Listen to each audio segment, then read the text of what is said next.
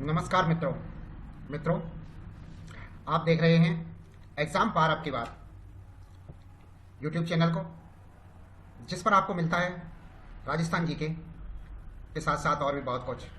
Rajasthan GK में हमारा राजस्थान नाम की किताब के कक्षा 6, 7, 8 तीनों को हम पढ़ चुके हैं, और आपने अगर अभी तक नहीं देखे हैं तो आप हमारे इस चैनल एग्जाम पार अब की बार पर आकर, जो यहाँ पे सामने दिया हुआ है एग्जाम पार अब की बार पे आके चैनल पे यूट्यूब पे आके सर्च कर लें, और रेड बटन से सब्सक्राइब बटन बना होगा उस पर क्लिक कर लें, सब्सक्राइब कर लें। तो यहाँ पर हमारे सीक्वेंस से वीडियोस दिए हुए हैं कक्षा 6, 7, 8 हमारा राजस्थान के, उनको आप देख लें। और आज हम जो पढ़ने जा रहे हैं वो राजस्थान, इसी सीरीज में, इसी कड़ी में राजस्थान अध्ययन नाम की किताब को पढ़ने जा रहे हैं। और राजस्थान अध्ययन की जो किताब है, आज हम स्टार्ट कर रहे हैं कक्षा 10 की राजस्थान अध्ययन की किताब को स्टार्ट कर रहे हैं। यह राजस्थान अध्ययन है कक्षा 10, और इसका पहला पाठ है राजस्थान का इतिहास एक परिचय। कक्षा 10 राजस्थान अध्ययन, पहला पाठ राजस्थान का इतिहास एक परिचय। और हाँ, हम इस पाठ को पूरे को वन लाइनर क्वेश्चंस के फॉर्म में पढ़ेंगे। क्वेश्चंस और आंसर, एक लाइन के क्वेश्चंस आंसर्स के तौर पर पढ़ेंगे हम इसको, जिससे कि आपको ये यहीं पर याद हो जाएंगे। आइए शुरू करते हैं बिना देर करे। पहला क्वेश्चन,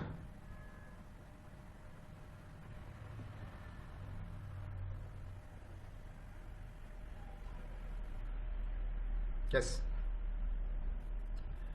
राजस्थान के भूभाग के लिए सर्वप्रथम राजपूताना शब्द का प्रयोग किसने किया था? तो जॉर्ज थॉमस ने किया था सन 1800 ईस्वी में। राजपूताना शब्द का प्रयोग जॉर्ज थॉमस ने 1800 ईस्वी में किया था। कर्नल जेम्स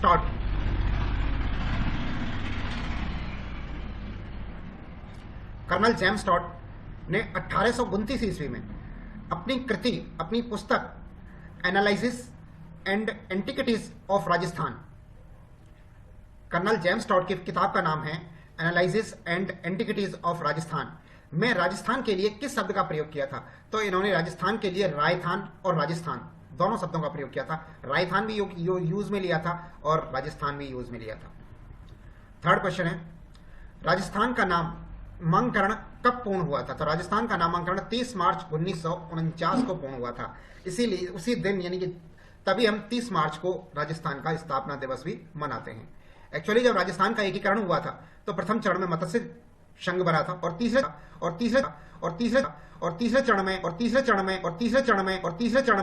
चरण में संयुक्त राजस्थान बना था। दक्षिणी पूर्वी राजस्थान के जो 11 रियासत और 2 ठिकानों को मिलकर बनाया था दक्षिणी पूर्वी राजस्थान, उसमें कोटा राज्य का भी विलय हो गया था, तो संयुक्त राजस्थान बना था।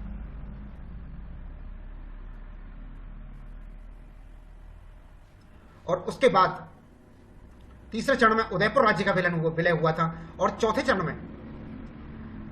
के अंदर पांचवें चरण के अंदर जयपुर, जोधपुर, बीकानेर और जैसलमेर रियासत का जो विलय राजस्थान के अंदर हुआ था, उस दिन 30 मार्च 1949 था, और उस दिन ही इसका नाम, राज्य का नाम राजस्थान रखा गया था, और उस दिन राजस्थान दिवस के तौर पर मनाते हैं। यानी कि 30 मार्च 1949 को जयपुर, जोधपुर, बीकानेर और जैसलमेर रियासत का राजस्थान में एकीकरण हुआ था, एकीकरण में विलय हुआ था इनका। चौथा क्वेश्चन, ऋग्वेद में जोधपुर संभाग के मरुस्थल के लिए किन शब्दों का प्रयोग किया जाता है? ऋग्वेद में जोधपुर संभाग के लिए मरु और धन्व शब्द का प्रयोग किया जाता है। मरु का और धन्व का ऋग्वेद के अकॉर्डिंग, ऋग्वेद जो पहला वेद कहलाता है, प्रथम वेद है। जोधपुर के प्राचीन नाम कौन कौन से हैं? तो जोधपुर के प्राचीन नाम मरु है, मरुवार है और मारवाड़ है। पहले मरु कहते थे, बाद में इसका नाम मरुवार हो गया, और फिर धीरे धीरे आज मारवाड़ कहते हैं। बीकानेर और नागौर के आसपास के क्षेत्र को किस नाम से जाना जाता था? तो जंगल देश कहते थे इसको, जंगल देश या जंगल प्रदेश। प्रतापगढ़ में माही के आसपास का क्षेत्र किस नाम से चर्चित था? तो कंठल प्रदेश कहते थे प्रतापगढ़ जिले में। प्रतापगढ़ जिले में माही नदी के आसपास के क्षेत्र को कंठल प्रदेश कहते थे, जबकि प्रतापगढ़ और बांसवाड़ा के मध्य माही नदी के आसपास का क्षेत्र या आसपास का भूभाग किस नाम से जाना जाता था? तो छप्पन का मैदान कहते थे इसको। प्रतापगढ़ व बांसवाड़ा के मध्य माही के आसपास का भूभाग छप्पन का मैदान कहलाता था, जबकि प्रतापगढ़ में माही नदी के आसपास का क्षेत्र कंठल कहलाता था। भैंसरौड़गढ़ से बिजौलिया के मध्य का पठारी भाग किस नाम से जाना जाता है? तो यह जाना जाता है उपरमाल के नाम से। उदयपुर के आसपास का पहाड़ियों से घिरा हुआ भूभाग किस नाम से जाना जाता है? तो ये गिरवा की पहाड़ियां कहलाती हैं। उदयपुर को जो घेर रखा है वो गिरवा की पहाड़ियों ने घेर रखा है। उदयपुर के आसपास की पहाड़ियों से घिरा हुआ भूभाग गिरवा का क्षेत्र कहलाता है। जैसलमेर का प्राचीन नाम क्या था? तो मांड था। जैसलमेर का प्राचीन नाम मांड। जैसलमेर का नामांकन राजा जैसल के नाम पे हुआ था और जैसलमेर का प्राचीन नाम मांड था। डूंगरपुर व बांसवाड़ा के मध्य के भाग को किस नाम से जाना जाता है? तो बांगड़ के नाम से जाना जाता है। डूंगरपुर और बांसवाड़ा के मध्य के भाग को बांगड़ कहते हैं। डूंगरपुर और बांसवाड़ा के मध्य के भाग को बांगड़ कहते हैं। बांसवाड़ा और प्रतापगढ़ के मध्य माही नदी के किनारे वाले भाग को छप्पन का मैदान कहते हैं। नेक्स्ट क्वेश्चन 13, कोटा व बूंदी का क्षेत्र किस नाम से जाना जाता है? तो हाड़ौती के नाम से जाना जाता है। सीकर झुंझुनू चूरू का भाग किस नाम से जाना जाता है? शेखावाटी के नाम से जाना जाता है। किस काल में मानव लेखन कला से अपरिचित था? वो युग क्या कहलाता था? वो समय क्या कहलाता था? जब मानव लेखन कला से अपरिचित था तो उस युग को प्राक युग कहते थे, जो कि आरंभ काल से हड़प्पा पूर्व तक था। आरंभ से हड़प्पा के पूर्व तक प्राक युग कहलाता था। उस युग को प्राक युग उस युग को कहते थे जब मानव लिखना पढ़ना नहीं जानता था। लिखने पढ़ने के कोई साक्ष्य हमें आज तक प्राप्त नहीं हुए हैं। अस्पष्ट अथवा अपठनीय लिखित साक्ष्य किस काल से प्राप्त होते हैं? तो आद्य काल युग से प्राप्त होते हैं। आद्य युग से प्रारंभ होते हैं, जो हड़प्पा काल से 600 ईसा पूर्व तक था। हड़प्पा काल से 600 ईसा पूर्व तक जो काल था उसे आद्य युग कहते हैं। यह अस्पष्ट और अपठनीय लिखित साक्ष्य इस युग में प्राप्त होते हैं। और किस काल के बारे में लिखित व स्पष्ट पठनीय साक्ष्य प्राप्त होते हैं? तो वो ऐतिहासिक युग के प्राप्त होते हैं। हमने प्राचीन इतिहास को 3 कालों में कालखंडों में बांटा है: प्राक युग, आद्य युग और ऐतिहासिक युग। प्राक युग वो समय जहां पर के कोई मानव लिखना पढ़ना नहीं जानता था, कोई हमें लिखने पढ़ने के साक्ष्य प्राप्त नहीं हुए।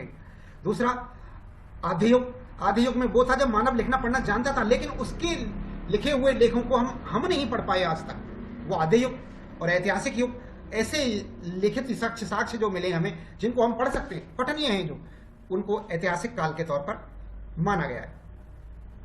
अगला क्वेश्चन,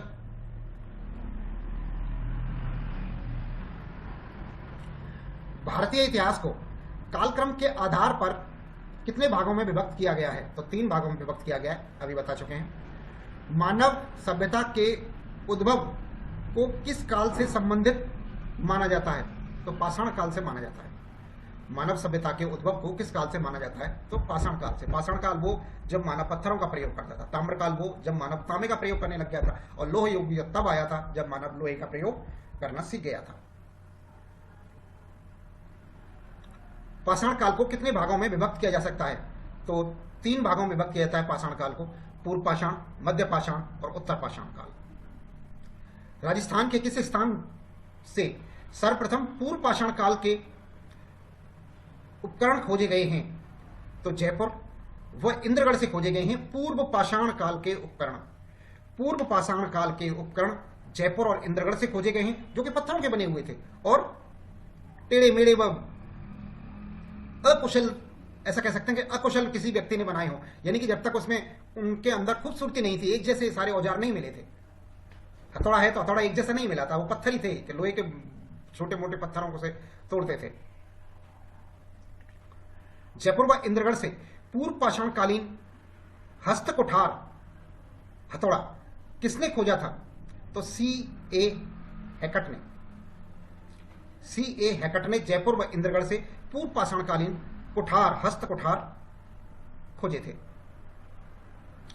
लालपुर में पूर्व पाषाणकालीन खोजों का श्रेय किसे दिया जाता है? तो बी आल्चिन को जालौर में, मैं शायद राजस्थान कह गया शायद पहले, जालौर में पूर्व पाषाणकालीन खोजों का श्रेय दिया जाता है। जालौर में पूर्व पाषाणकालीन खोजों का श्रेय किसे दिया जाता है? तो बी आल्चिन को दिया जाता है। राजस्थान के अधिकांश पूर्व पाषाणकालीन सभ्यता स्थल किन नदियों के किनारे प्राप्त हुए? राजस्थान के अधिकांशतः पूर्व पाषाणकालीन सभ्यता स्थल किन नदियों के किनारे प्राप्त हुए हैं? तो वो हुए हैं चंबल, बनास और इनकी सहायक नदियों के किनारे। चंबल, बनास नदियों के किनारे पूर्व पाषाणकालीन सभ्यता स्थल मिले हैं। ये ध्यान रखें क्वेश्चन को।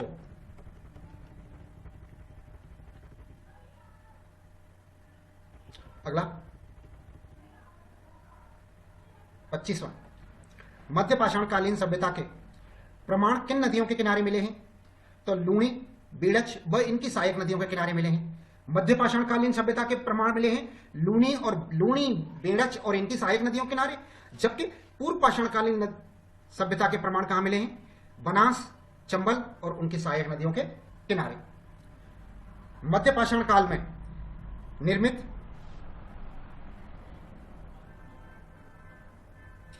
औजार किस नाम से जाने जाते थे? तो माइक्रोलिथ कहते थे इनको, माइक्रोलिथ। मध्य पाषाण काल के निर्मित औजारों को माइक्रोलिथ कहते थे। राजस्थान के कौन से प्रमुख सभ्यता स्थलों से उत्तर व नव पाषाण काल का उल्लेख मिलता है?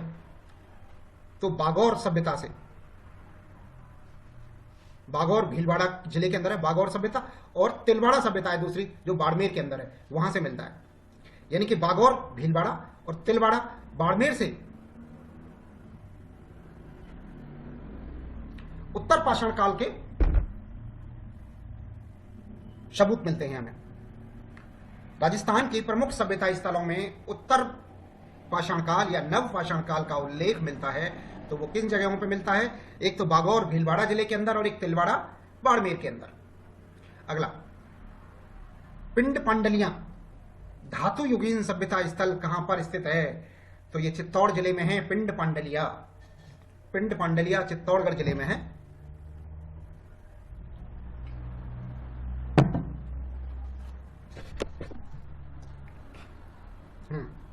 अगला, नंदलालपुरा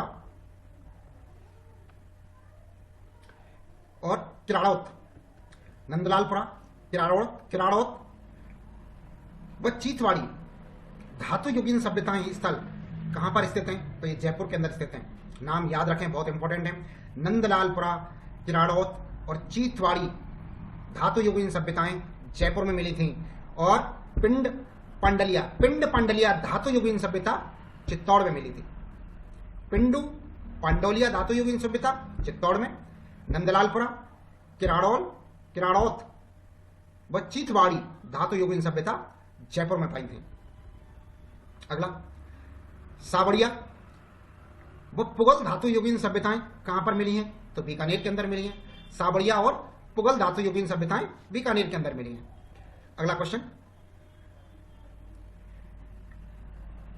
कोल माहौली की धातु युगीन सभ्यता स्थल कहां पर स्थित है? तो सवाई माधोपुर के अंदर स्थित है। कोल माहौली धातु युगीन सभ्यता सवाई माधोपुर के अंदर। मलाहा धातु युगीन सभ्यता कहां पर स्थित है? तो भरतपुर के अंदर स्थित है यह। अगला है, एलाना धातु युगीन सभ्यता कहां पर स्थित है? तो जो एलाना धातु युगीन सभ्यता है ये जालौर जिले के अंदर है, जालौर में। नेक्स्ट, बूढ़ा पुष्कर धातु युगीन सभ्यता कहां पर है? तो ये अजमेर जिले के अंदर है। तो पुष्कर नाम से जाहिर हो रही है। बूढ़ा पुष्कर धातु युगीन सभ्यता अजमेर के अंदर है। एलाना धातु युगीन सभ्यता जालौर के अंदर है। मलाहा धातु युगीन सभ्यता भरतपुर के अंदर है। और कोल माहौल धातु युगीन सभ्यता सवाई माधोपुर के अंदर है। सावड़िया व पुगल धातु युगीन सभ्यता बीकानेर के अंदर है। नंदलाल, किराड़ौत और चीतवाड़ी धातु युगीन सभ्यता जयपुर के अंदर है। और पिंड पांडलिया धातु युगीन सभ्यता चित्तौड़ के अंदर है। मैं बार बार रिपीट कर रहा हूं, याद हो जाए इसलिए। अगला क्वेश्चन, आहड़ व झाड़ौल धातु युगीन सभ्यता कहां पर मिली है? तो ये उदयपुर के अंदर है। आहड़ और झाड़ौल धातु युगीन सभ्यता गणेश्वर धातु युगीन सभ्यता कहां पर है? सीकर के अंदर है, इसे तो सब लोग जानते हैं। गिलुंड धातु युगीन सभ्यता कहां पर है? तो ये राजसमंद के अंदर है गिलुंड। कालीबंगा धातु युगीन सभ्यता कहां पर है? हनुमानगढ़ के अंदर है, सब लोग जानते हैं। राजस्थान में लौहकालीन सभ्यताओं के प्रमाण किन स्थानों पर मिले हैं? तो लौह युगीन सभ्यता, अब तक जो सभ्यताओं के नाम हम कह रहे थे वो सब धातु युगीन थी। अब लोहकालीन सभ्यताओं के प्रमाण जो मिले हैं राजस्थान में वो मिले हैं नौह भरतपुर से, जोधापुरा जयपुर से, और सुनारी झुंझुनू से, और रैंड टोंक से। नौह भरतपुर से, जोधापुरा जयपुर से, सुनारी झुंझुनू से और रैंड टोंक से लोह युगीन सभ्यताओं के प्रमाण मिले हैं। प्राचीन राजस्थान का टाटा नगर किस स्थल को कहा जाता है? तो रैंड को कहा जाता है, रैंड को, जो टोंक जिले के अंदर पड़ता है वर्तमान में। रैंड, इसको टाटा नगर कहा जाता था प्राचीन समय में, प्राचीन राजस्थान का। भारत में लोह युग का प्रारंभ होने की सीमा का निर्धारण राजस्थान के किस सभ्यता स्थल से होता है? तो नौह से होता है, नौह भरतपुर से। भारत में लोह युग प्रारंभ होने की सीमा का निर्धारण राजस्थान के किसी सभ्यता स्थल से होता है? तो नौह सभ्यता से होता है। नौह सभ्यता राजस्थान की, यानी नौह सभ्यता भरतपुर जिले में जो पड़ती है। राजस्थान के सलेटी रंग के चित्रित मृदभाण संस्कृति का उदय कहां से हुआ है? तो विराटनगर से हुआ है। राजस्थान के सलेटी रंग के चित्रित मृदभाण संस्कृति का उदय विराटनगर से हुआ है, जयपुर से। कालीबंगा सभ्यता स्थल की खोज किसने की थी? तो अमलानंद घोष ने करी थी सन 1952 के अंदर। कालीबंगा का शाब्दिक अर्थ क्या है? तो काली चूड़ियां हैं कालीबंगा का शाब्दिक अर्थ। कालीबंगा सभ्यता स्थल किन नदियों के किनारे स्थित है? तो सरस्वती व द्वेषवती नदी के किनारे स्थित था कालीबंगा सभ्यता स्थल, जिसे वर्तमान में घग्गर नदी के नाम से जानते हैं। यह आंतरिक प्रवाह की नदियां है। उत्खनन से कालीबंगा सभ्यता के कितने स्तर प्राप्त हुए हैं? तो 5 स्तर प्राप्त हुए हैं।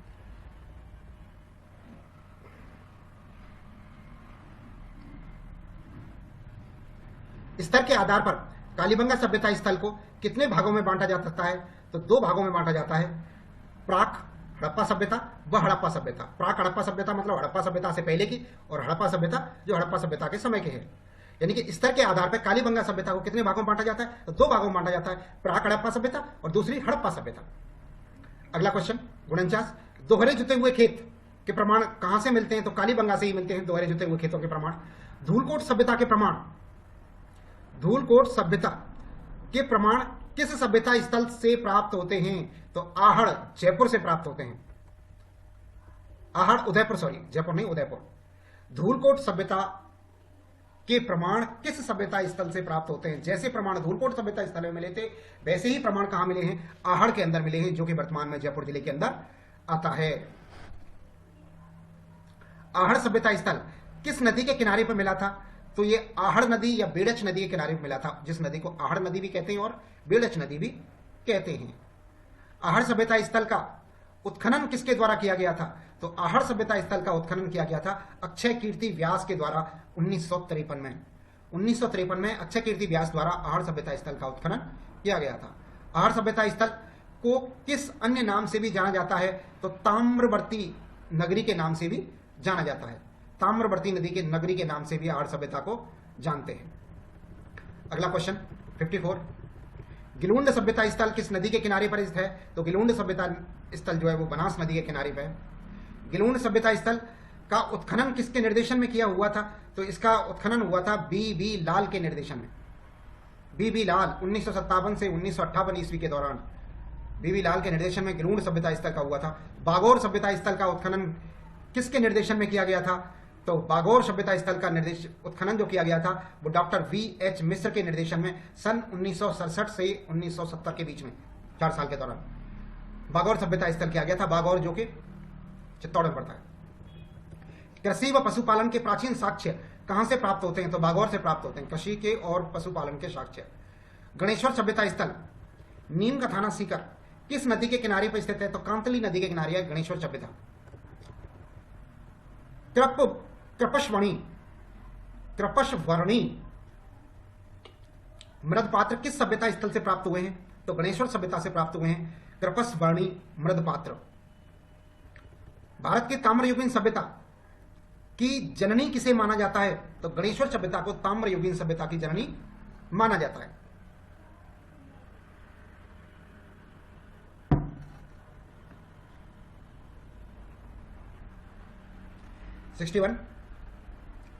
यूनानी सुराही किस सभ्यता स्थल से प्राप्त हुई है?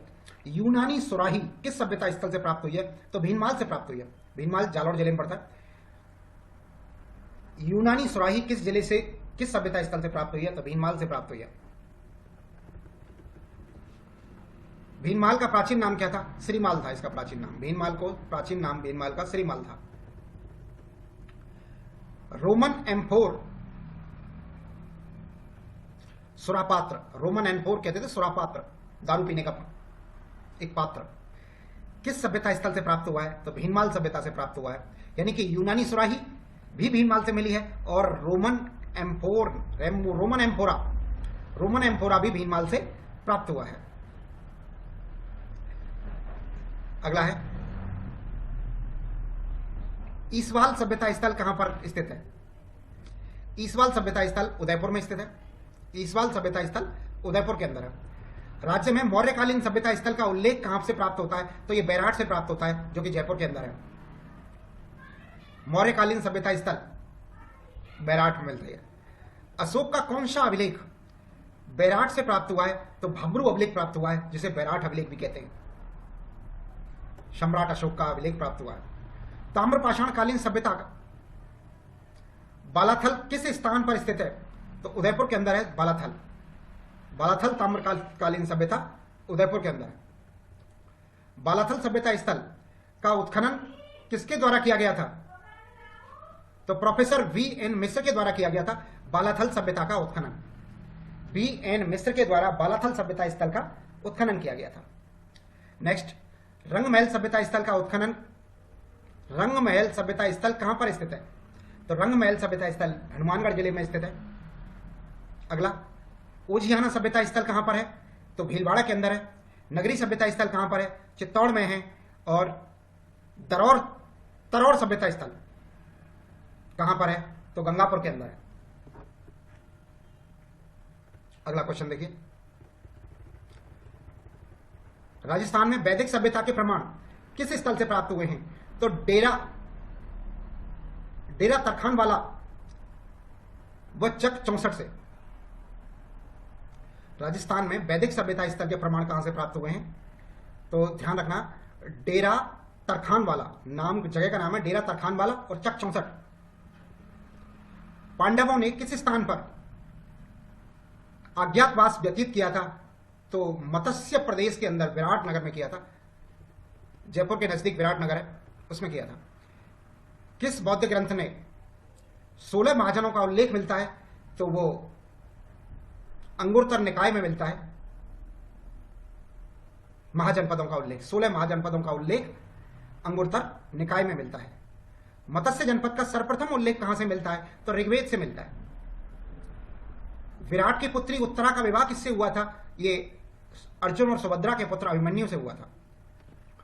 अभिमन्यु व उत्तरा का पुत्र कौन था जो पांडवों का उत्तराधिकारी बना था? तो वो राजा परीक्षित था। राजा परीक्षित के नाम से फेमस हुआ था। भारत के किस काल को राजपूत काल की संज्ञा दी जाती है? तो पूर्व मध्य काल को। भारत के किस काल को राजपूत काल की संज्ञा दी जाती है? तो पूर्व मध्य काल को राजपूत काल की संज्ञा दी जाती है, जो कि 7वीं सदी के मध्य से लेकर 12वीं सदी के मध्य तक था। 7वीं सदी से 12वीं सदी के मध्य तक के काल को राजपूत काल की संज्ञा दी जाती है, पूर्व मध्य काल को। राजपूतों को वैदिक आर्यों की संतान किन्होंने माना था?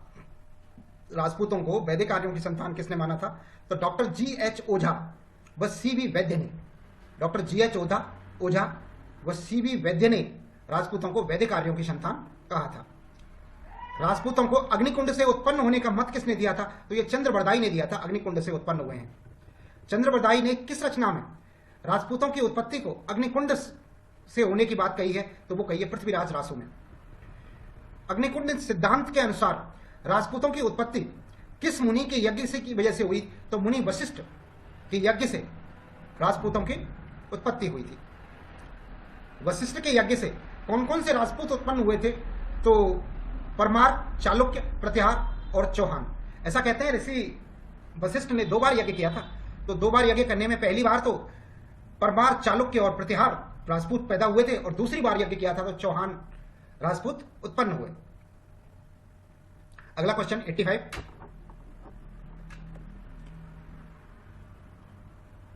राजपूतों की ब्राह्मणों से उत्पत्ति किसने बताई है? तो डॉक्टर D.R. भंडारकर ने बताई है। राजपूतों के ब्राह्मणों से उत्पत्ति के सिद्धांत को का किसने खंडन किया है? तो डॉक्टर दशरथ शर्मा ने इसका खंडन किया है। किसने राजपूतों को विदेशियों की संतान कहा है? तो कर्नल जेम्स टॉड ने कहा है। अब्दुल फजल ने गोहिल वंश को किससे संबंधित माना है?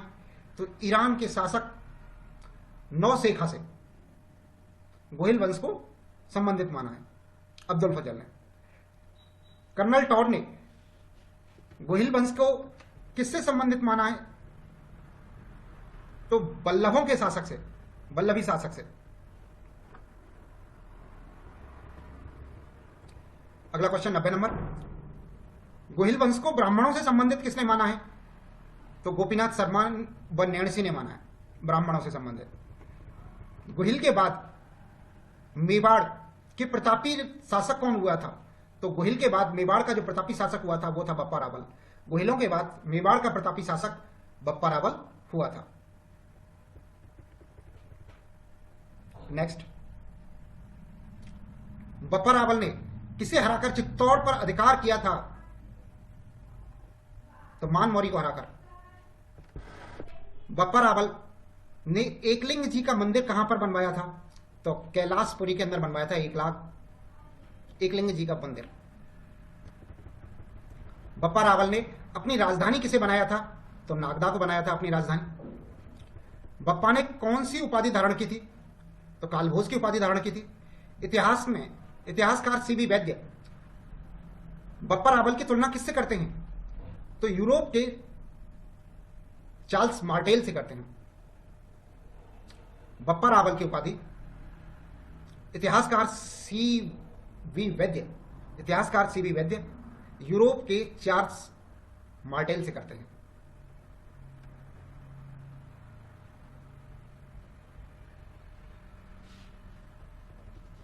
नेक्स्ट, भूताला का युद्ध किन किन के बीच लड़ा गया था? तो जैत्र सिंह व इल्तुतमिश के बीच में सन 1227 ईस्वी में लड़ा गया था भूताला का युद्ध। किस किस के बीच?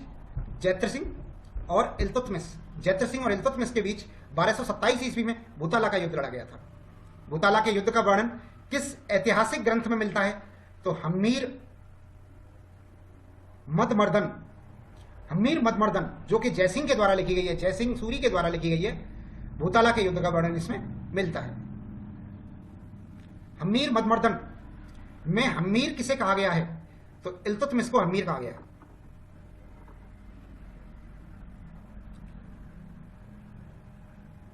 पद्मावत किसकी रचना है? मलिक मोहम्मद जायसी की रचना है। 1540 ईस्वी में लिखी है पद्मावत, मलिक मोहम्मद जायसी की 1540 ईस्वी में। गोरा और बादल किसके सेनापति थे? तो रावल रतन सिंह के सेनापति थे गोरा और बादल। अमीर खुसरो किस ग्रंथ में खिलजी के चित्तौड़ आक्रमण का उल्लेख मिलता है? तो खजाइन उल फुतुह नामक ग्रंथ में, खजाइन उल फुतुह में नामक ग्रंथ में खिलजी के चित्तौड़ आक्रमण का वर्णन मिलता है। अगला, गोहिल वंश की शाखा को, गोहिल वंश का शाखा का अंतिम शासक कौन था? तो रतन सिंह गोहिल वंश की शाखा का अंतिम शासक था।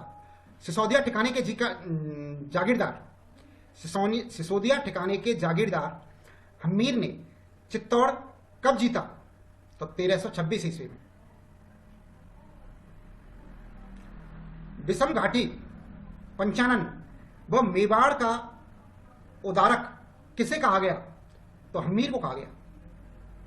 विषम घाटी पंचानन व मेवाड़ का उद्धारक, विषम घाटी पंचानन व मेवाड़ का उद्धारक किसे कहा गया? तो हमीर को कहा गया है। अगला, हमीर के वंशज क्या कहलाए? तो सिसोदिया कहलाए हमीर के वंशज, क्योंकि हमीर सिसोदा ठिकाने से ताल्लुक रखता था। तो जैसे गांव के नाम को अपने पीछे लगा लेते हैं, ऐसे ही सिसोदिया इसका गांव था सिसोदिया हमीर का, इसके नाम के पीछे लग गया कि हमीर सिसोदिया वाला, तो सिसोदिया इसका वंश चल गया, सिसोदिया के नाम से वंश चल गया। हमीर ने किस युद्ध में मोहम्मद बिन तुगलक को परास्त किया था? तो सिंगोली के युद्ध में परास्त किया था। हमीर ने मोहम्मद बिन तुगलक को सिंगोली के युद्ध में परास्त किया था। सिंगोली बांसवाड़ा जिले में पड़ता है। राजस्थान का भीष्म पितामह किसे कहा जाता है? तो राणा लाखा का पुत्र चूड़ा को, राणा लाखा के पुत्र चूड़ा को भीष्म पितामह, राजस्थान का पितामह भीष्म कहा जाता है, क्योंकि इसने पितामह भीष्म की तरह अपने पिता की शादी कराई थी। उदयपुर में बंजारे द्वारा पिछौला झील का निर्माण किसके काल में कराया गया था? तो राणा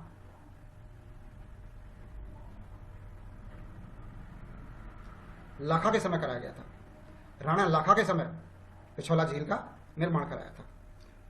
और महाराणा कुंभा किसका पुत्र था? तो राणा मोकल का, राणा मोकल के पुत्र का नाम था महाराणा कुंभा।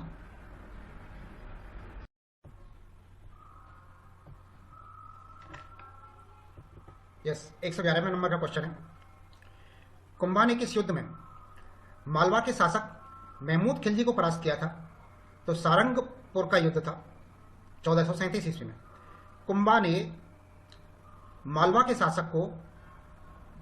शासक महमूद खिलजी को सारंगपुर के युद्ध में 1437 में परास्त किया था। किस विजय के बाद कुंभा ने कीर्ति स्तंभ का निर्माण करवाया था? तो सारंगपुर के युद्ध के बाद में कीर्ति स्तंभ का निर्माण करवाया था, सारंगपुर के युद्ध के विजय के बाद। चंपानेर की संधि किस किस के मध्य हुई थी? तो खिलजी कुतुबुद्दीन, महमूद खिलजी व कुतुबुद्दीन के मध्य यह संधि हुई थी 1456 ईस्वी में। 114 नंबर, कुंभलगढ़ दुर्ग का शिल्पी कौन था? तो मंडन इसका शिल्पी था, मंडन। कुंभलगढ़ दुर्ग का शिल्पी का नाम है मंडन। एक लिंग महादेव किसकी रचना है? तो कान्हा व्यास की रचना है एक लिंग महादेव। संगीत राज, संगीत मीमांसा और शूर्ण प्रबंध किसकी रचना है? तो राणा कुंभा की रचना है। कीर्ति स्तंभ प्रशस्ति की रचना किसने की थी? तो कवि अत्रि महेश द्वारा कीर्ति स्तंभ प्रशस्ति की रचना की गई थी। महाराज धीराज, राव राय, दान गुरु, परम गुरु, राजगुरु, हाल गुरु, अभिनव भट्टाचार्य, हिंदू सुल्तान किसकी उपाधियां थीं? तो महाराणा कुंभा की उपाधि थी ये सब। महाराज धीराज का अर्थ होता है राजाओं का राजा होने के कारण महाराज धीराज। महाराणा का अर्थ है अनेक राज्यों को अपने अधीन करने के कारण, और राणो रासो विद्वानों को आश्रयदाता होने के कारण। राणो रासो कहते हैं विद्वानों को आश्रय देने वाला। राजगुरु राजनीतिक सिद्धांत में दक्ष होने के कारण तथा विभिन्न सामंतों की जागीरों का हितैषी होने के कारण भी राजगुरु कहते थे। दान गुरु विद्वानों व कलाकारों और निर्धनों को दान देने के कारण। हाल गुरु गिरी और दुर्गों का स्वामी होने के कारण, पर्वतीय दुर्गों पर विजय हासिल करने के कारण हाल गुरु कहा था। और परम गुरु विभिन्न विद्याओं का ज्ञाता तथा अपने समय का सर्वोच्च शासक होने के कारण परम गुरु कहा जाता है। विभिन्न विद्याओं का ज्ञाता होने के कारण और अपने समय का सर्वोच्च शासक होने के कारण परम गुरु कहते हैं। प्रसिद्ध गीत गोविंद नामक पुस्तक में लिखित टीका रसिक प्रिया भी कुंभा की निम्न उपाधियों का वर्णन मिलता है। कुंभा की इन उपाधियों का वर्णन रसिक प्रिया नामक ग्रंथ में भी मिलता है, जो कि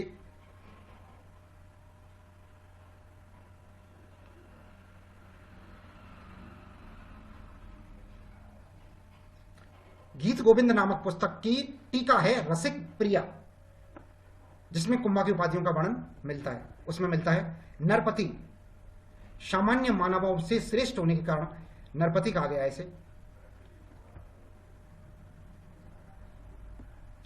अश्वपति, कुशल घुड़सवार होने के कारण।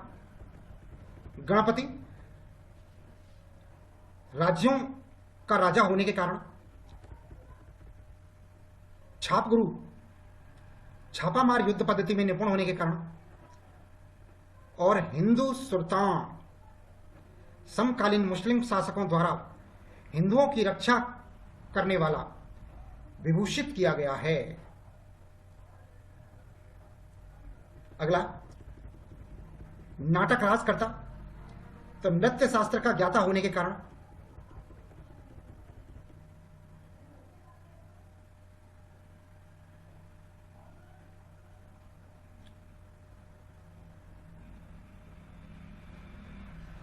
ये क्या है, इसमें साफ नहीं आया। चापगुरु, धनुर्विद्या का ज्ञाता होने के कारण। और अभिनव भट्टाचार्य, श्रेष्ठ वीणा वादक और संगीत के क्षेत्र का विपुल ज्ञान होने के कारण, संगीत प्रेम के कारण अभिनव भट्टाचार्य की उपाधि दी गई है। प्रजापालक, जनता का हितैषी होने के कारण। नेक्स्ट क्वेश्चन है, राणा कुंभा की हत्या किसने की थी? तो राव उदा ने की थी राणा कुंभा की हत्या। राव उदा राणा कुंभा का ही पुत्र था 1468 ईस्वी में। इतिहास में राणा सांगा को किस उपनाम से जाना जाता है? तो हिंदू पंथ के नाम से जाना जाता है, हिंदू पंथ। खातौली का युद्ध किन किन के बीच लड़ा गया था? तो खातौली का युद्ध राणा सांगा और इब्राहिम लोदी के बीच लड़ा गया था।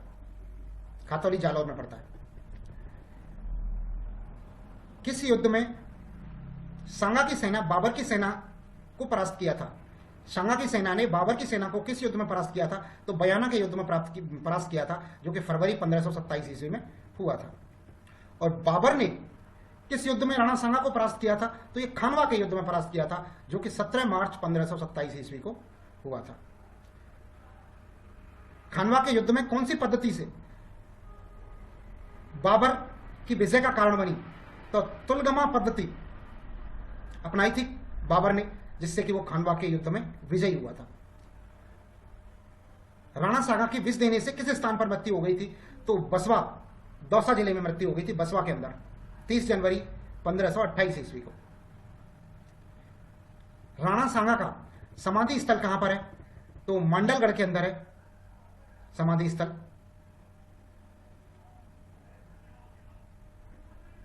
पन्ना ने अपने पुत्र का बलिदान उदय सिंह के प्राण बचाने के लिए दिया था, तो वो कौन से पुत्र का दिया था? तो चंदन का दिया था। अगला 128 नंबर, उदय सिंह का राज्याभिषेक किसके सहयोग से हुआ था? तो मालदेव के सहयोग से हुआ था। किस युद्ध में उदय सिंह ने वनवीर को मारकर अपनी पैतृक सत्ता प्राप्त की थी? तो मावली के युद्ध में की थी। मावली के युद्ध में वनवीर को मारकर अपनी पैतृक संपदा को प्राप्त किया था 1540 ईस्वी में। उदय सिंह ने कब उदयपुर को बसाया था, बसाकर अपनी राजधानी बनाया था? तो 1559 ईस्वी में, 1559 में, 1559 में उदय सिंह ने उदयपुर को बसाया था और उदयपुर को बसा के अपनी राजधानी बनाया था। अकबर ने जयमल व फत्ता की वीरता से मुग्ध होकर उनकी मूर्तियां कहां पर बनवाई थी? तो आगरा के किले के द्वार पर बनवाई थी।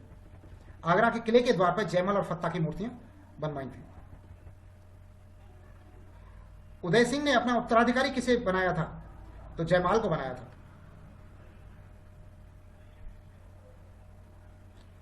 हल्दी घाटी का युद्ध किस स्थान पर लड़ा गया था? तो खमनौर के निकट लड़ा गया था, राजसमंद जिले में। प्रतापगढ़ की सेना को हराकर, प्रतापगढ़ की सेना के हराबल भाग का नेतृत्व किसने किया था? तो हकीम सूर ने किया था। हकीम खां सूर ने प्रतापगढ़ की सेना के हराबल भाग का नेतृत्व किया था। जबकि मुगल सेना के अरावल भाग का नेतृत्व किसने किया था?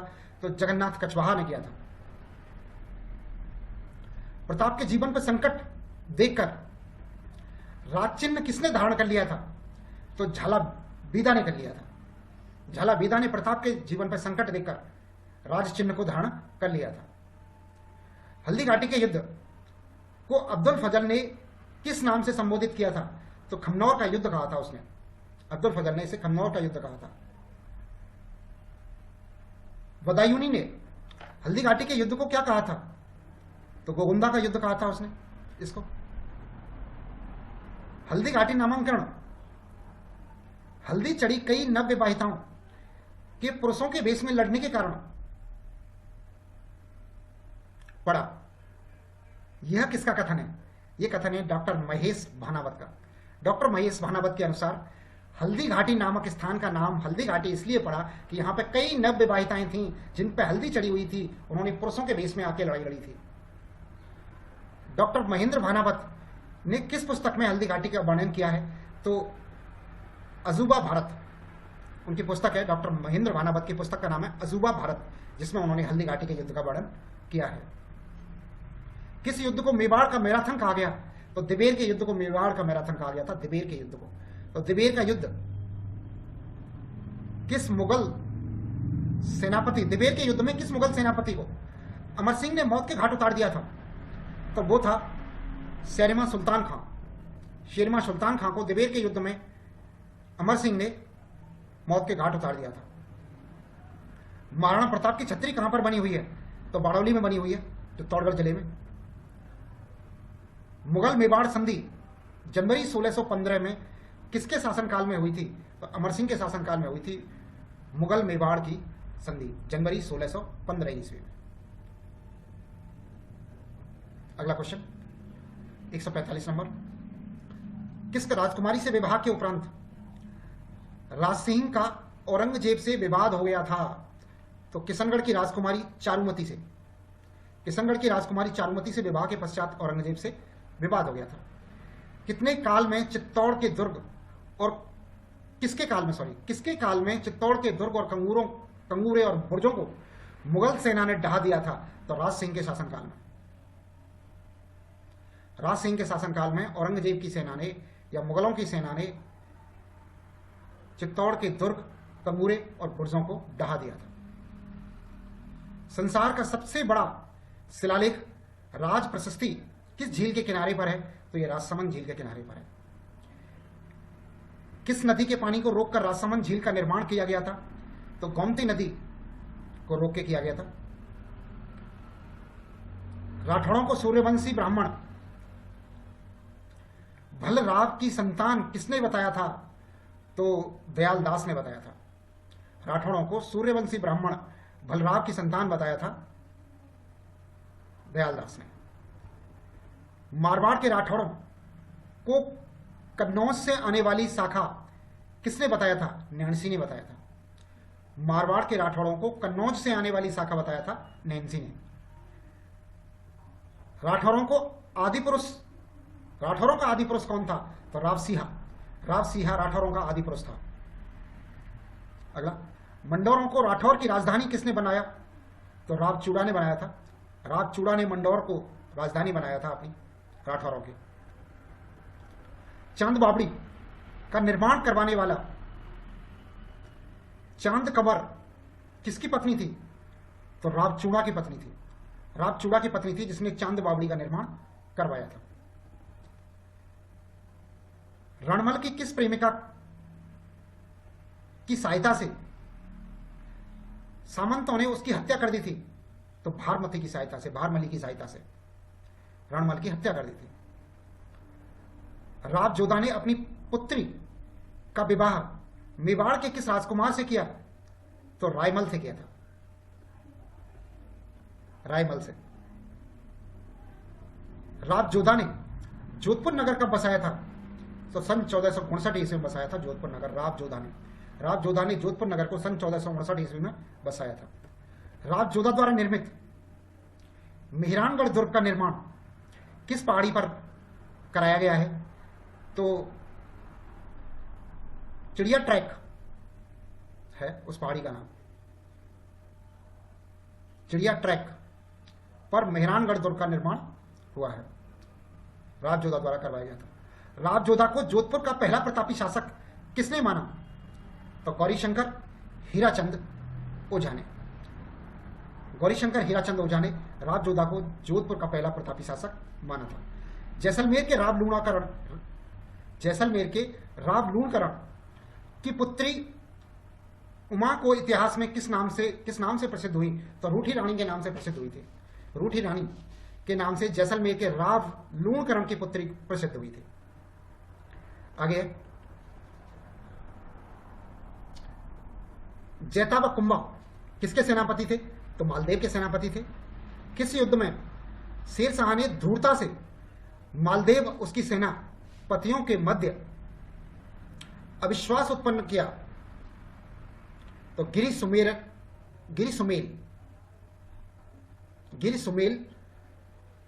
के युद्ध में सन 1544 में, गिरी सुमेल के युद्ध में सन 1544 में शेर शाह ने धूर्तापूर्वक मालदेव और उसके सेनापतियों के बीच में अविश्वास पैदा कर दिया था। अगला है, राव चंद्रसेन को अपने किन दो बड़े भाइयों के विरोध का सामना करना पड़ा था? राव चंद्रसेन को अपने किन दो बड़े भाइयों के विरोध का सामना करना पड़ा था? तो वो थे राम और उदय सिंह। राम और उदय सिंह के विरोध का सामना करना पड़ा था। अगला क्वेश्चन 163, राव चंद्रसेन किसका पुत्र था? तो मालदेव का पुत्र था। मारवाड़ का प्रताप तथा राजस्थान का भूला बिसरा राजा किसे कहा जाता है? तो राव चंद्रसेन को कहा जाता है। मारवाड़ का प्रताप तथा राजस्थान का भूला बिसरा राजा किसे कहा जाता है? तो राव चंद्रसेन को कहा जाता है। राव चंद्रसेन का साथ किन लोगों ने दिया? तो रावल सुखराज ने और सुजा देवीदास ने। सुजा देवीदास ने और रावल सुखराज ने राव चंद्रसेन का साथ दिया था। किसने चंद्रसेन की तुलना महाराणा प्रताप से की थी? तो विश्वेश्वर नाथ ने की है। विश्वेश्वर नाथ रेऊ ने चंद्रसेन की तुलना महाराणा प्रताप से की थी। मोटा राजा उदय सिंह किसका भाई था? चंद्रसेन का भाई था मोटा राजा उदय सिंह। मोटा राजा उदय सिंह ने अपनी पुत्री जोधाबाई या जगत गोसाई, जोधाबाई या जगत गोसाई का विवाह किसके साथ किया था? तो जहांगीर से किया था।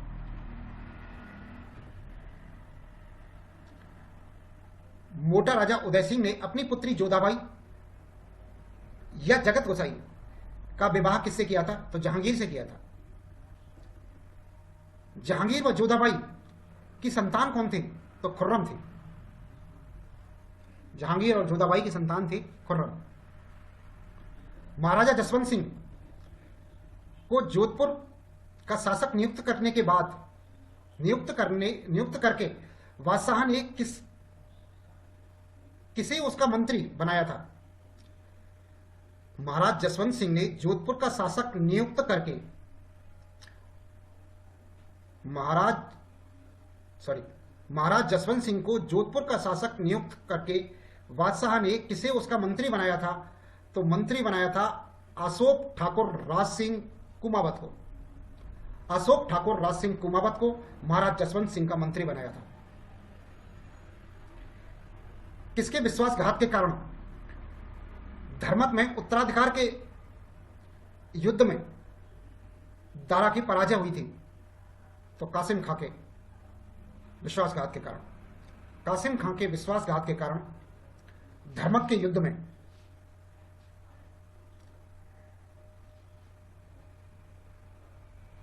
दारा की पराजय हुई थी। नेक्स्ट क्वेश्चन, धर्मक के युद्ध में पराजय के बाद किस रानी ने किले के द्वार खोलने से मना कर दिया था? तो उदयपुरी की रानी ने मना कर दिया था। धर्मक के युद्ध में पराजय के बाद किस रानी ने किले के द्वार खोलने से मना कर दिया था? तो उदयपुर की रानी ने कर दिया था। उदयपुरी रानी के किले के द्वार जसवंत सिंह के लिए न खोलने का न खोलने की कथा को किसने मान्यता दी? तो श्यामल दास ने दी थी। श्यामल दास के अकॉर्डिंग उदयपुरी रानी ने किले के द्वार को जसवंत सिंह के लिए नहीं खोला था। मारवाड़ रा परगना री विगत किसकी रचना है? मारवाड़ रा परगना री विगत किसकी रचना है? तो मुणोक नैणसी की रचना है।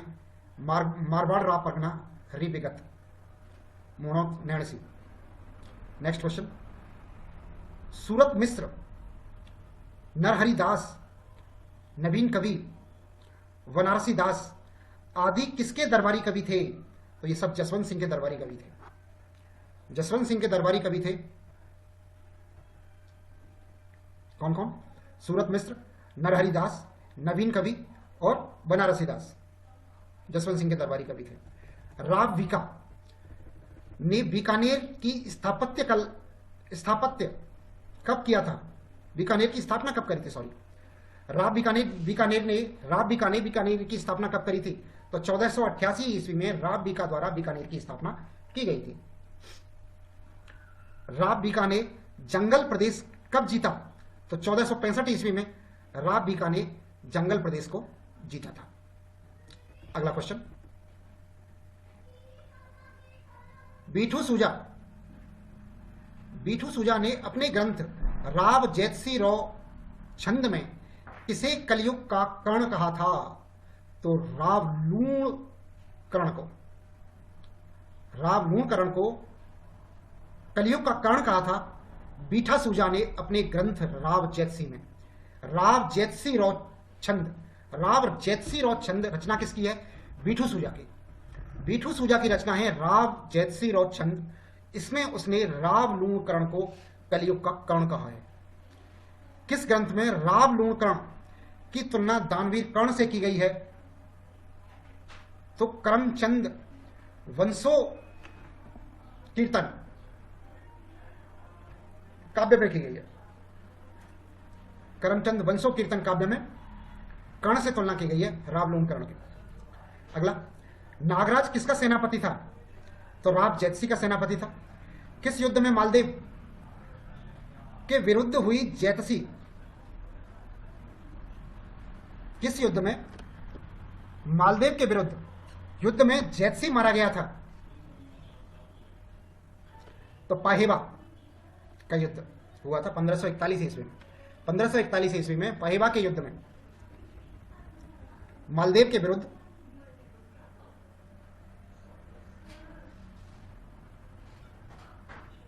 जैतसी मारा गया था। अकबर की अधीनता स्वीकार करने वाला पहला राठौर शासक कौन था? तो कल्याणमल था।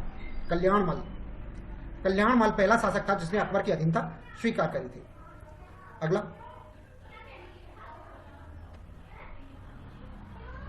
वेली किशन रुक्मणी री का लेखक कौन है? वेली किशन रुक्मणी री का लेखक कौन है?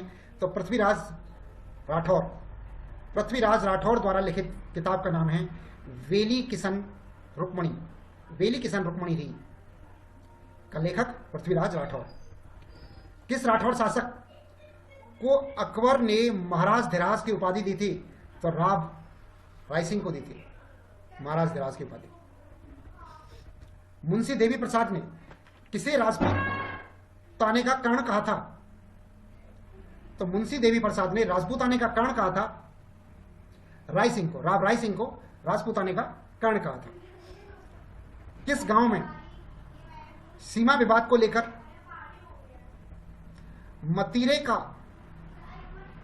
मतीरे की राण हुई थी? तो जाखड़िया गांव में हुई थी। किस गांव में सीमा विवाद को लेकर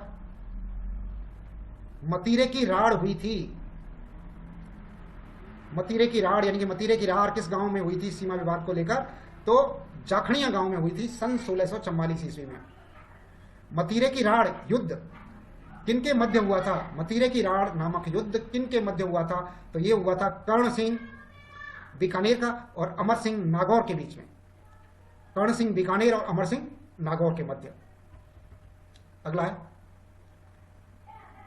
शुक्र सप्तति किसकी रचना है? तो चिंतामणि भट्ट की रचना है शुक्र सप्तति। चिंतामणि भट्ट की रचना है शुक्र संतति। चिंतामणि भट्ट ने किसे जंगलधर बादशाह कहा था? तो वो कहा था कर्ण सिंह को। कर्ण सिंह को जंगलधर का बादशाह चिंतामणि भट्ट ने कहा था। कर्ण सिंह ने किस ग्रंथ की रचना की थी? तो साहित्य कल्पद्रुम की रचना करी थी। साहित्य कल्पद्रुम की रचना कर्ण सिंह ने करी थी।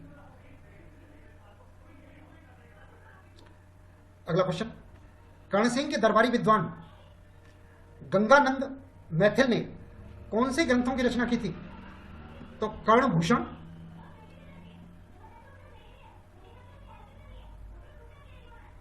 व काव्य डाकिनी की रचना की थी।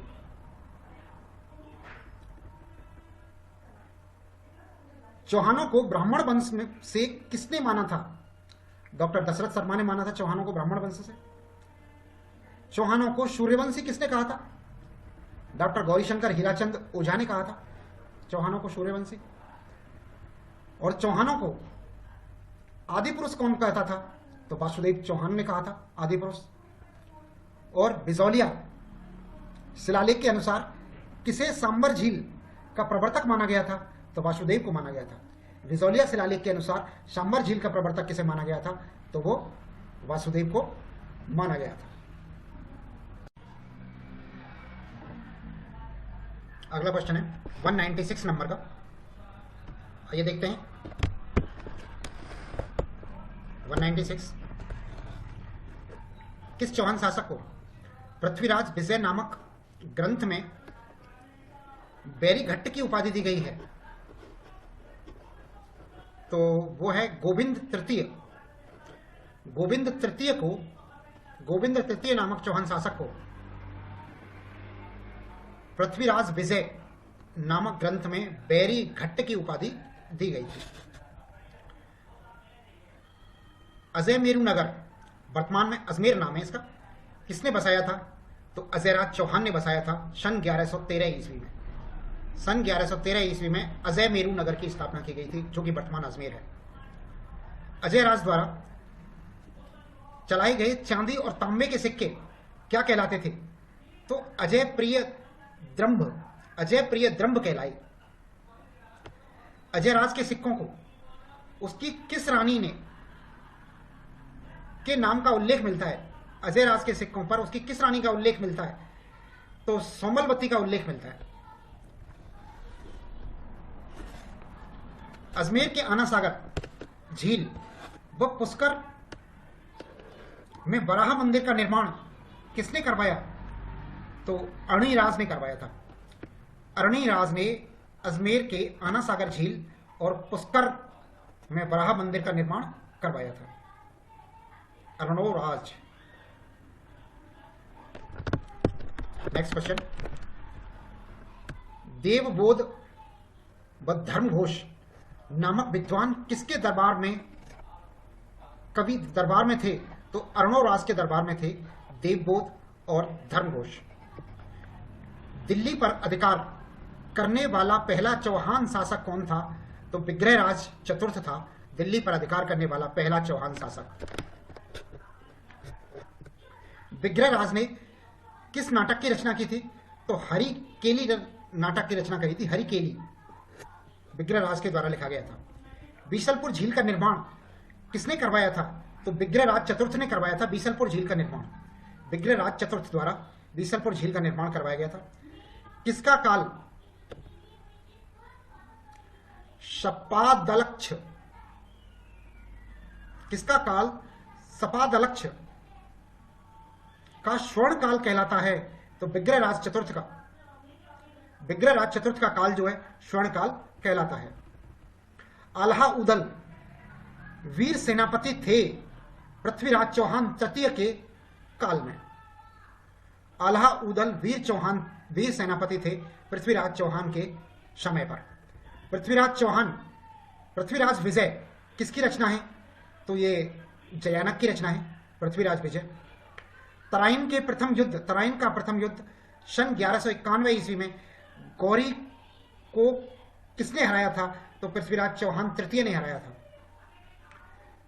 तराइन के प्रथम युद्ध में 1191 ईस्वी में गौरी को किसने हराया था? तो पृथ्वीराज चौहान तृतीय ने हराया था। तराइन के दूसरे युद्ध में 1192 में कौन विजयी रहा था? तो मोहम्मद गौरी विजयी रहा था दूसरे युद्ध में। संयोगिता व पृथ्वीराज चौहान की प्रेम कथा को किसने कपोल कल्पना कहा है? तो डॉक्टर गौरीशंकर हीराचंद ओझा ने कहा है। डॉक्टर गौरीशंकर हीरानंद ओझा ने संयोगिता और पृथ्वीराज चौहान के प्रेम कथा को कपोल कल्पना कहा है। संयोगिता के अपहरण व विवाह की घटना का चंद्रबरदाई के अलावा किसने उल्लेख किया है? तो अब्दुल फजल ने उल्लेख किया है। अब्दुल फजल ने चंद्रबरदाई के अलावा संयोगिता के अपहरण और विवाह की घटना का वर्णन किया है। पृथ्वीराज संयोगिता प्रेम प्रसंग को किन इतिहासकारों ने मान्यता दी है? तो सीबी वैद्य ने दी है, गोपीनाथ शर्मा ने दी है, दशरथ शर्मा ने दी है। पृथ्वीनाथ संयोगिता प्रेम प्रसंग को किन इतिहासकारों ने मान्यता नहीं दी है? तो डॉक्टर रोमिला थापर और आर.एस. त्रिपाठी, इन्होंने मान्यता नहीं दी है। डॉक्टर रोमिला थापर और आर.एस. त्रिपाठी ने पृथ्वीराज और संयोगिता के प्रेम प्रसंग को मान्यता नहीं दी है। अगला क्वेश्चन 214 नंबर का, रणथंभौर के चौहान वंश का संस्थापक किसे कहा जाता है? तो गोविंद राज को कहा जाता है। पृथ्वीराज तृतीय का पुत्र था। पृथ्वीराज तृतीय का पुत्र था गोविंद राज। इसको रणथंभौर के चौहान वंश का संस्थापक कहा जाता है। किसे शरण देने के कारण हमीर के खिलाफ, हमीर को खिलजी के खिलाफ युद्ध का सामना करना पड़ा था? तो वो था मंगोल विद्रोही मोहम्मद शाह व केहब्रू। मोहम्मद शाह व केहब्रू को शरण देने के कारण हमीर को खिलजी के युद्ध का सामना करना पड़ा था। हमीर के कौन से सेनापति ने छल करने के कारण शत्रु ने विजय की नींव रखी थी? तब वो था रणमल व रतिपाल नामक सेनापतियों ने हमीर के साथ में छल किया था। हमीर के सेनापति थे, इन्होंने छल किया था, जिसकी वजह से खिलजी युद्ध में विजयी हुआ था। रणथंभौर में किसके नेतृत्व में महिलाओं ने जौहर किया था? तो रंग देवी के नेतृत्व में रणथंभौर में महिलाओं ने जौहर किया था। रंग देवी के नेतृत्व में रणथंभौर में महिलाओं ने नेतृत्व किया था। हमीर महाकाव्य के रचयिता कौन है? तो नयनचंद सूरी हैं इसके रचयिता। हमीर रासों के रचयिता कौन है? तो जोधराज हैं। हमीर हट किसकी रचना है? चंद्रशेखर की रचना है हमीर हट। जालौर के चौहान वंश का संस्थापक कौन था? तो कीर्तिपाल चौहान।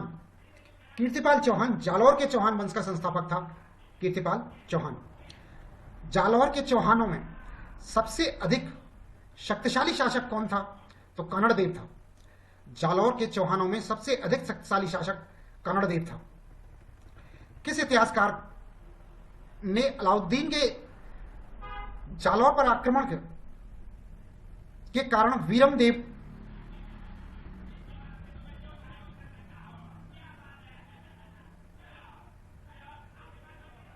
वीरमदेव का फिरोजा से विवाह के लिए इनकार करना बताया था?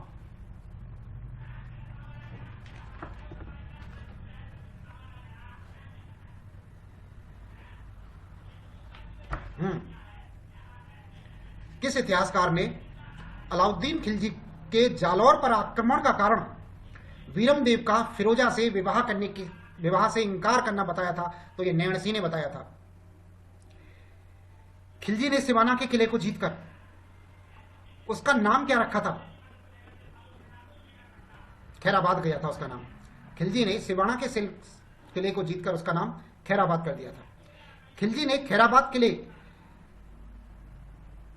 का प्रतिनिधि किसे नियुक्त किया था? तो कमालुद्दीन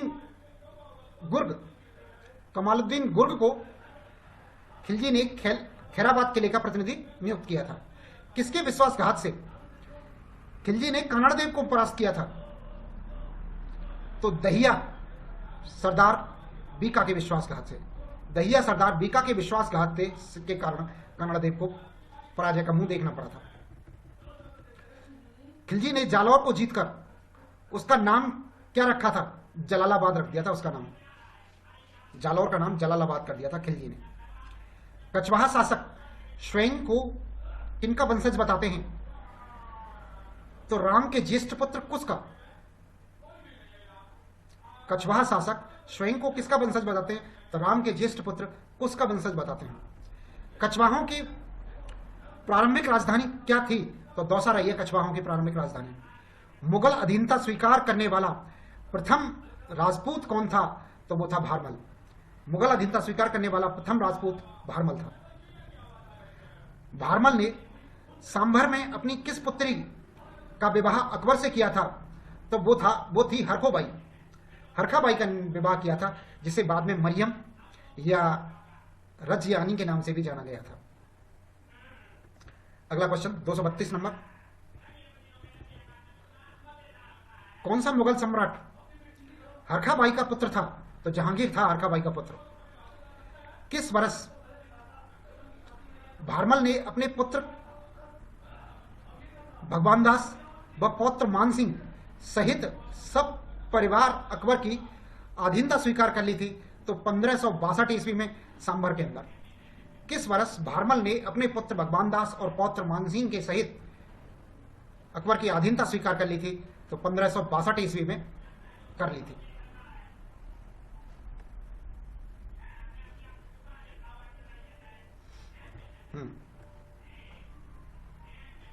अगला क्वेश्चन 234 नंबर। भगवान दास ने अपनी पुत्री मानबाई का विवाह किसके साथ किया था? तो जहांगीर के साथ किया था। भगवान दास ने अपनी पुत्री मानबाई का विवाह जहांगीर के साथ किया था। मानबाई व जहांगीर का पुत्र कौन था? तो खुसरो था। अकबर ने किस कछवाहा शासक को फरजंद की उपाधि दी थी? तो मानसिंह को दी थी। अकबर ने किस कछवाहा शासक को फरजंद यानी कि बेटे की उपाधि दी थी? तो मानसिंह को दी थी। अगला, मुरारीदान व जगन्नाथ किसके दरबारी विद्वान थे? तो मानसिंह के थे। मुरारीदान व जगन्नाथ मानसिंह के दरबारी विद्वान थे। मानसिंह की मृत्यु कहां पर हुई थी? तो मानसिंह की मृत्यु हुई थी इलिचपुर में सन 1614 ईस्वी में। सन 1614 ईस्वी में मानसिंह की मृत्यु हुई थी। पुरंदर की संधि 1665 में किसके मध्य में हुई थी? तो मिर्जा राजा जयसिंह और शिवाजी के मध्य। पुरंदर की संधि 1665 में किस किस के मध्य हुई थी?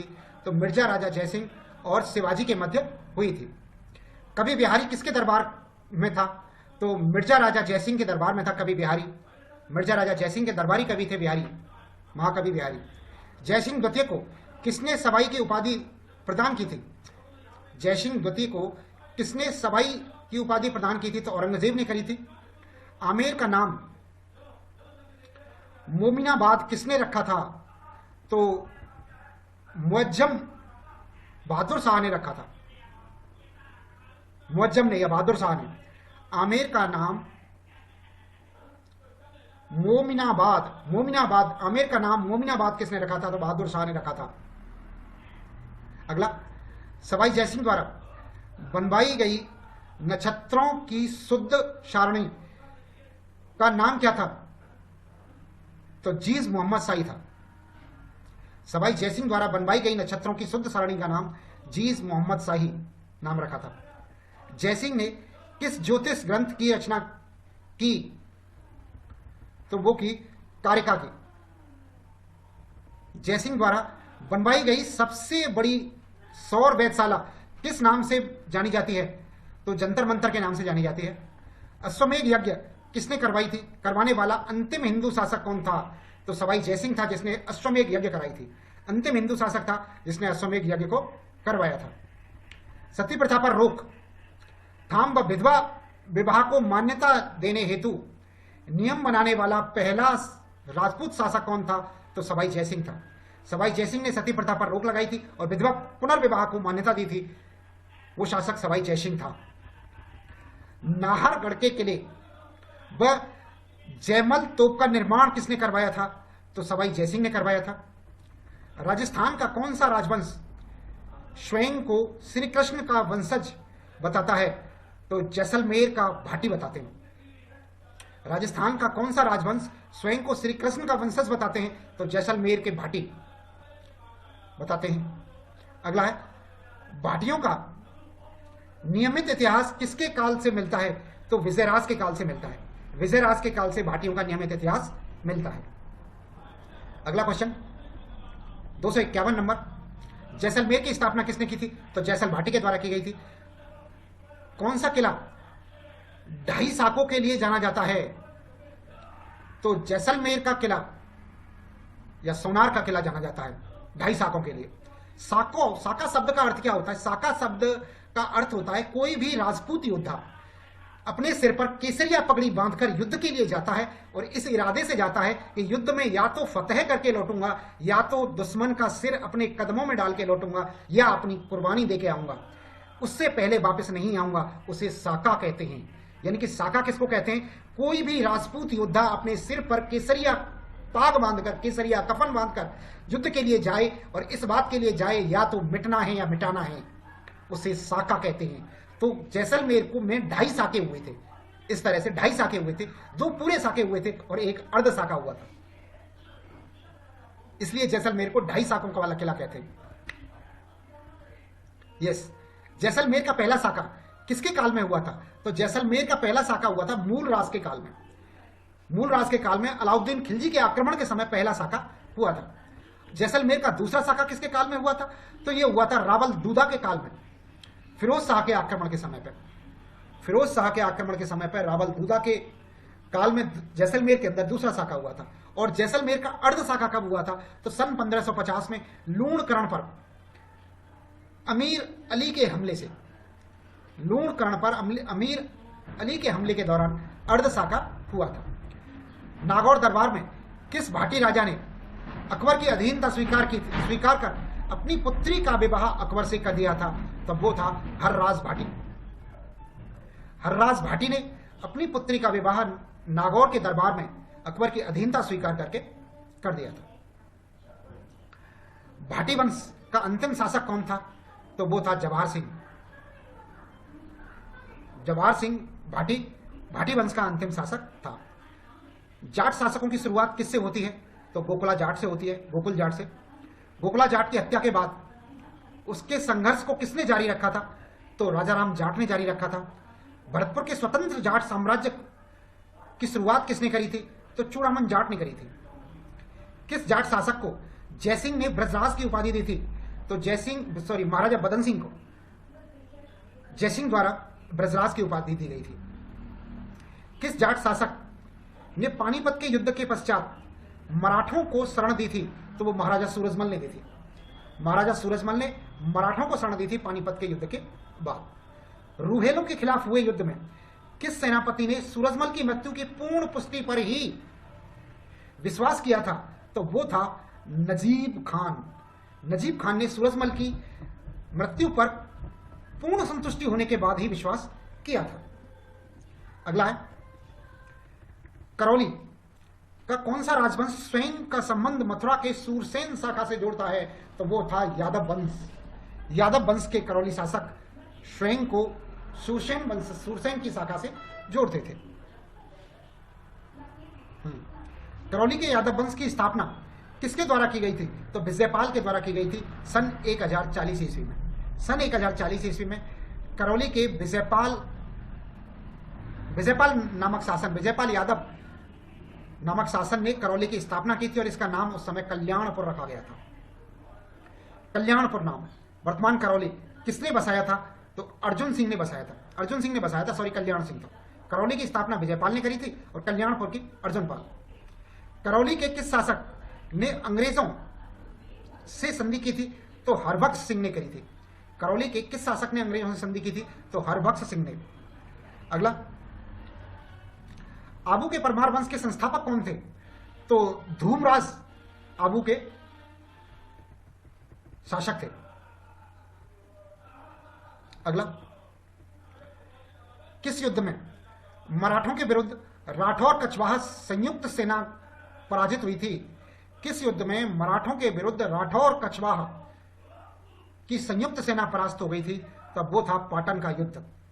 20 जून 1790 ईस्वी में लड़ा गया था। 20 जून 1790 में मराठों ने कछवाहा और राठौरों की संयुक्त सेना को पराजित किया था। मेवाड़ की राजकुमारी कृष्णा कुमारी से विवाह को लेकर कौन से शासक में विवाद था? तब वो था जोधपुर के मानसिंह व जयपुर के जगत सिंह के बीच। मेवाड़ की राजकुमारी कृष्णा कुमारी से विवाह को लेकर कौन कौन से शासकों में विवाद हुआ था? तो जोधपुर के मानसिंह में और जयपुर के जगत सिंह के मध्य। अगला है, कृष्णा कुमारी किसकी पुत्री थी? तो मेवाड़ के शासक भीम सिंह की पुत्री थी कृष्णा कुमारी। अगला, जोधपुर में सत्ता संघर्ष किनके मध्य हुआ था? सत्ता संघर्ष किनके मध्य चला था? तो विजय सिंह तथा राम सिंह के मध्य चला था। जोधपुर में सत्ता का संघर्ष जो हुआ था, उत्तराधिकार का जो संघर्ष हुआ था, वो हुआ था विजय सिंह और राम सिंह के मध्य। तो इसके साथ हमारा ये चैप्टर समाप्त होता है। थोड़ा लंबा चैप्टर हो गया, काफी लंबा चैप्टर हो गया ये। इसमें लगभग 1.25 घंटे के आसपास का समय लग गया। तो आपने, मेरे को उम्मीद है, इस चैप्टर का आनंद लिया होगा। 3 से 4 बार इस चैप्टर को जरूर पढ़ना, जिसमें बहुत इंपॉर्टेंट चैप्टर है, बहुत इंपॉर्टेंट। अगर अब तक आपने ये वीडियो देखा, उसके लिए आपको बहुत बहुत धन्यवाद। अभी तक आपने अगर हमारा चैनल सब्सक्राइब नहीं किया है एग्जाम पार आपकी बार, तो आप इस चैनल को सब्सक्राइब कर लें और हो सके तो लाइक भी कर लें अगर आपको ठीक लगा हो तो। इसके साथ हमारा ये चैप्टर समाप्त होता है। जय हिंद, जय भारत।